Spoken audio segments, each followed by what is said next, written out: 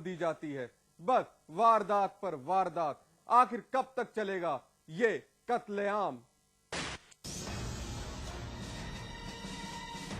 महोबा का रिवई गांव, एक अजीब सी खामोशी, कोई नजर नहीं आ रहा सिवाय पुलिस प्रशासन के। पुलिस ने पूरे लाव लश्कर के साथ इस गांव में हाजिरी लगाई है, यानी मामला संगीन है।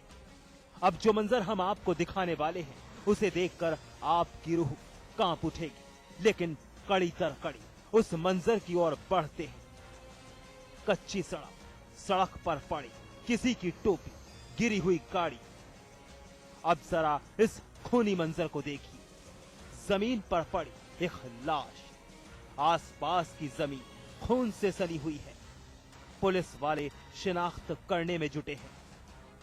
बड़ी बेरहमी से हत्या की गई है। शक्ल पहचानी नहीं जा रही, लेकिन पुलिस जानती है कि कौन है ये। आप खुद ही सुनिए एएसपी साहब की जुबानी। थाने पे सूचना मिली कि ग्राम रेवाई में कुछ भोला तिवारी वगैरह जो है इन पे मारपीट हो रही। इस सूचना पर तत्काल पुलिस मौके पर आई तो पता चला कि भोला तिवारी जो एक हैजार्डस क्रिमिनल है, अच्छा अपराधी है, हिस्ट्री शीटर है और गैंगस्टर में भी जेल जा चुका है। फिर 3 महीने पहले जेल से छूट कर आया था। तो सुन लिया आपने, तारुफ हो गया। आपका नाम भोला तिवारी, जिस पर कई मुकदमे गैंगस्टर एक्ट दर्ज थे। हत्या की ये सनसनीखेज वारदात महोबा के थाना चरखारी गांव रेवई की है। भोला पंडित कई बार जेल जा चुका था और 3 महीने पहले भी जेल गया था। भोला पंडित पुलिस की गोली का नहीं बल्कि गांव के झगड़े का शिकार हुआ है। उसके और प्रकाश पाल के बीच में कहा सुनी हो गई। इस पर भोला तिवारी ने प्रकाश पाल पर फायर किया। प्रकाश पाल उस फायर पर प्रकाश पाल की मृत्यु हो गई है। जब प्रकाश पाल भागकर अपने घर गया तो उसकी पत्नी और उसके भाई लोग वहां से दौड़ कर आए और घेर करके भोला तिवारी को भी कुल्हाड़ी और फायर से उसको भी चोटें पहुंचाई। भोला तिवारी की भी मृत्यु हो चुकी है और प्रकाश पाल की भी मृत्यु हो चुकी है। दरअसल नाली विवाद में भोला की गांव के ही प्रकाश पाल से कहा सुनी हो गई, जिसके बाद भोला ने प्रकाश की हत्या कर दी और प्रकाश की हत्या से नाराज परिजनों ने भोला की भी हत्या कर दी। गाड़ी लेके आ रहे थे।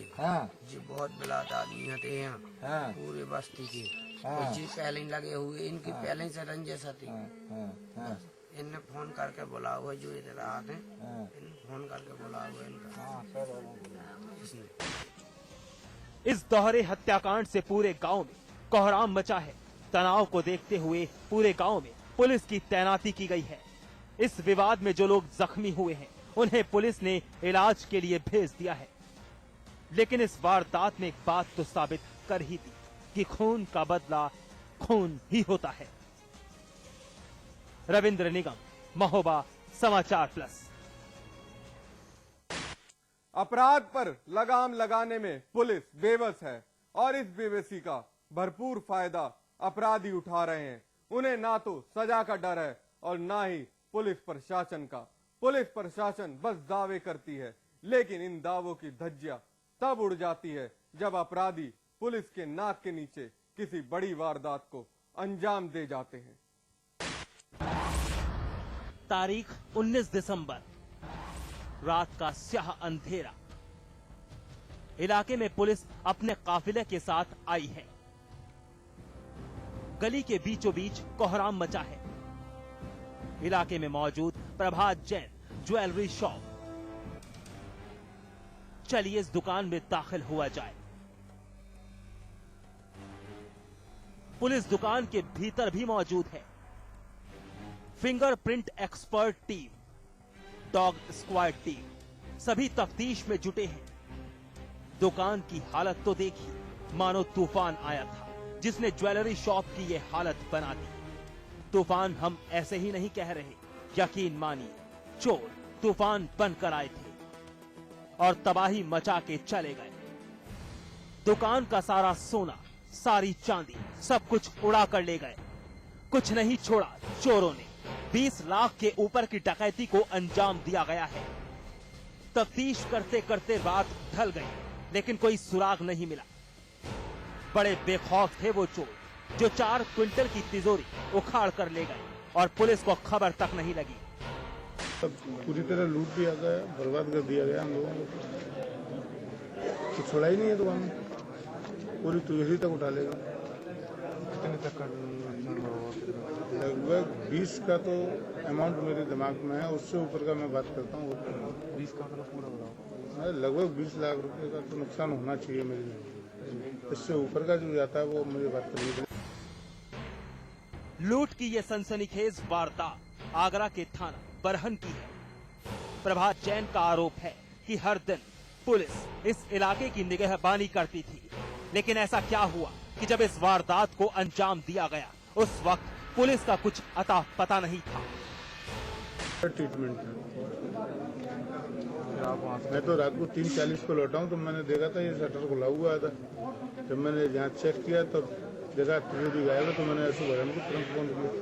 वो आए, अब वो शायद कोम्बिंग में गए हुए हैं, सरकारी अपने लोग लगे हुए हैं। मगर मुझे ये लगता है कि जो कल पुलिस प्रोटेक्शन यहाँ पर रहता था वो कल के दिन ही क्यों गायब था? जिस दिन मेरे यहाँ चोरी हुई तो डकैती पड़ी है, उसी दिन पुलिस प्रोटेक्शन गायब है।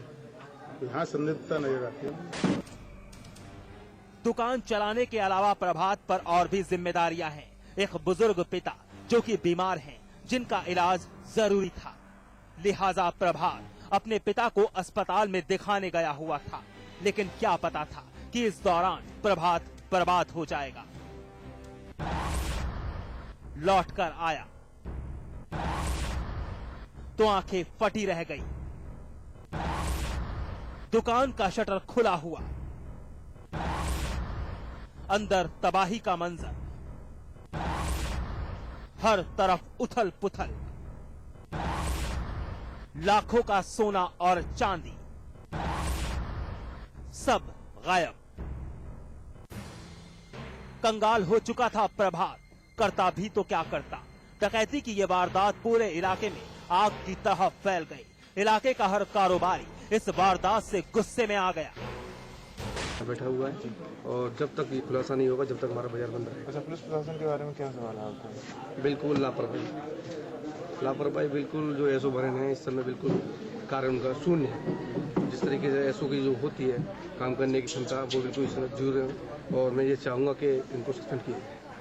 बाजार बंद रहेगा जब तक एसओ खुलेगी नहीं, जब तक चोरी नहीं खुलेगी, माल बरामद नहीं होगा, तब तक हम बाजार नहीं खोलेंगे। पुलिस के लिए वारदात एक बहुत बड़ी चुनौती है। एक तरफ कारोबारियों का गुस्सा और दूसरी तरफ पुलिस की कार्यप्रणाली पर उठते सवाल। पर्दा से आ गई और क्षेत्राधिकारी एतमादपुर, एसएचओ एतमादपुर और एसओ वरन भी मौके पर तत्काल आए और एसओ वरन द्वारा चारों तरफ संदिग्ध स्थानों पर दबिश दी गई है, लेकिन अभी तक तिजोरी का पता नहीं चला है और हम लोग प्रयास कर रहे हैं। और पास में ही बाग बदिक गाँव है जहाँ पर संभावना व्यक्त की जा रही है, वहाँ पर अभी पुलिस हमारी दबिश की ली जा रही है और संभावना हम लोग कर रहे हैं।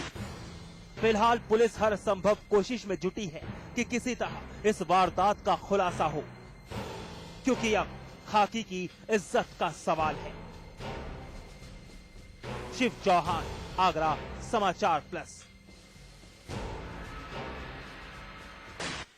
एनकाउंटर में आज बस इतना ही, लेकिन हमारी आपसे एक अपील, मुस्तैद रहिए, जुर्म की हर उस दस्तक को सुनिए जो कभी भी आपकी दहलीज पर दस्तक दे सकती है।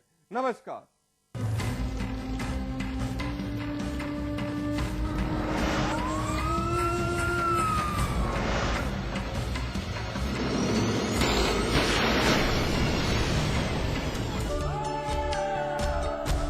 इसमें टेस्ट है, तंबाकू नहीं। आप भी आजमाइए रजनीगंधा। Rajnigandha, India's largest university, with 25,000 students from 26 states of India and 16 countries, 25 international titles, placements in 300 corporates, hostel facility for 15,000 students, ranked amongst the top universities of India, 600-acre campus, lovely professional university, transforming education, transforming India. इलायची, खजूर, मिश्री। वाह, सब एक से बढ़कर एक है, मगर कोई अपना बड़प्पन नहीं जताता, है ना? रहो हमेशा पास पास। आगरा, लखनऊ, बनारस, कुमाऊं, गढ़वा, आजमगढ़, ऋषिकेश, कानपुर, देहरादून। देखिए उत्तर प्रदेश और उत्तराखंड के हर शहर की खबर सिटी प्लस में रोजाना शाम 6 बजे सिर्फ समाचार प्लस पर। स्वाद बड़ी चीज है, स्वाद से बढ़कर कुछ नहीं। तुलसी सादा पान मसाला। क्या आपका शहर न्यूज चैनलों की भीड़ में कहीं खो गया है? क्या आपका शहर अखबार के चंद पन्नों तक सिमट गया है? क्या आपके शहर से मीडिया का ध्यान हट गया है? अगर इन सवालों का जवाब हाँ है, तो हम आपके लिए लेकर आए हैं आपका शहर आपकी खबर, रोजाना सुबह 8 बजे और रात 10 बजे सिर्फ समाचार प्लस पर।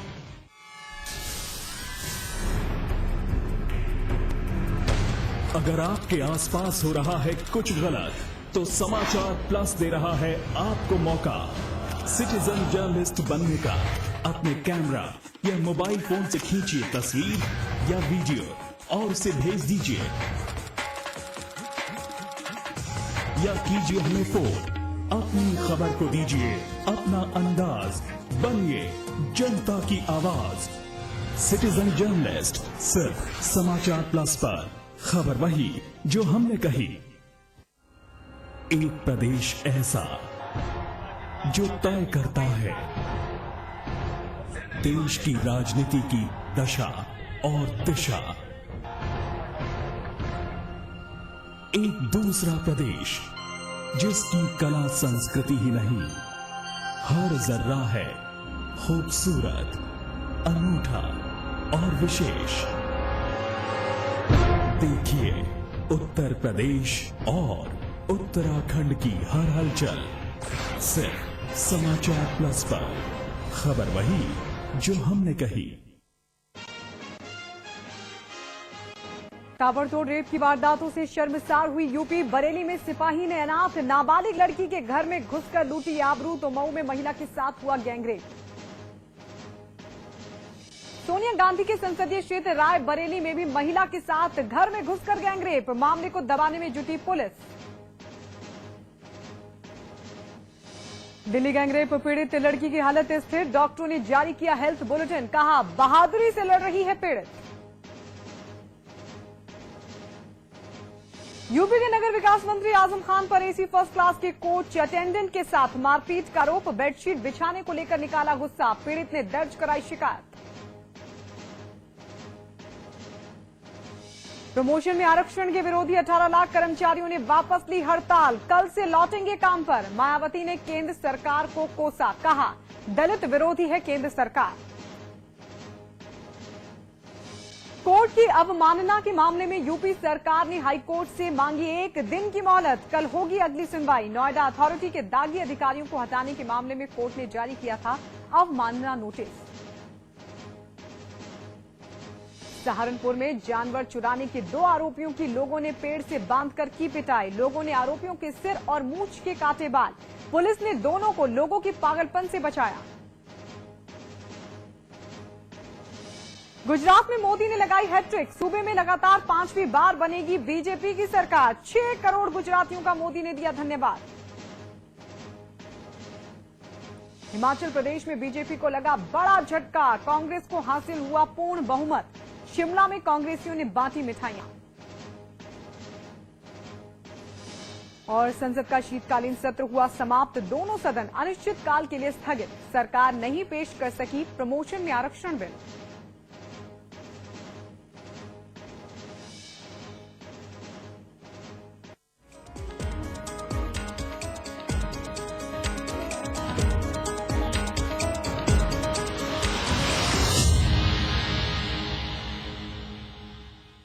गुजरात में राजनीतिक पंडितों की भविष्यवाणी सच साबित करते हुए नरेंद्र मोदी ने हैट्रिक लगाई है। वहीं राज्य में ये लगातार 5वीं जीत है।